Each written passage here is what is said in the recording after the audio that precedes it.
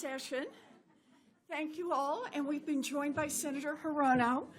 So I'm going to start the first round of questions here. Everyone should have a shot at the American dream, no matter their income, their race, their zip code, no matter what. And for more than a century, it's public education that has put that dream within reach for millions and millions of Americans. But the cost of college and other post-high school training programs has gotten way too high, and that has left millions of students with crushing student loan debt.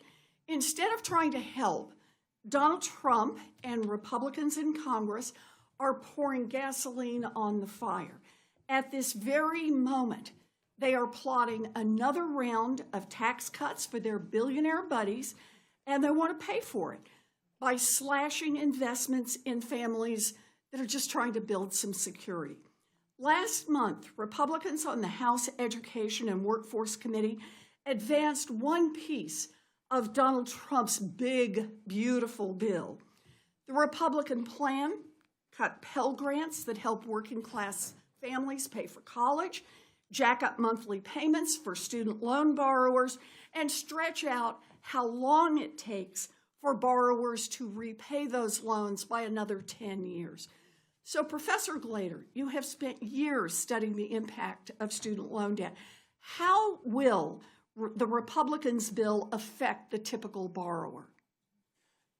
In concrete terms, we found that a typical family of four headed by a college graduate earning median income with average debt burden would have to pay almost $5,000 more per year. There's a separate estimate found that eliminating the subsidized loans that you mentioned will increase the typical borrower's costs by $12,000 over a 10-year repayment period. For many borrowers, these cost increases will be unsustainable and will force them to look for other lines of credit, which will be more costly for them to pursue as a result. So when you say unsustainable, what you mean is they just can't make the payments. But so yes. What do they end up doing in that case?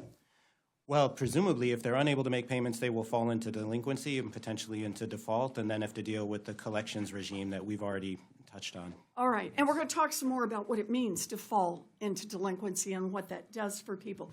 So here we are at a time when the cost of college is already too high for millions of students. Donald Trump and his Republican buddies in Congress are not lowering them.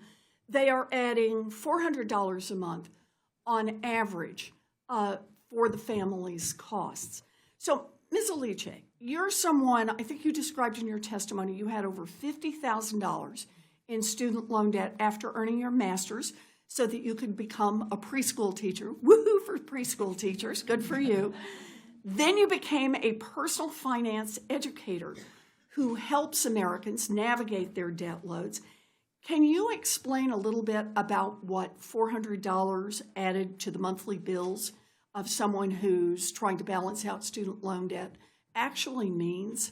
Well, yeah, I brought some of those stories with me. I asked them to share them. So a woman named Shell reached out to me. She was able to graduate college with her bachelor's.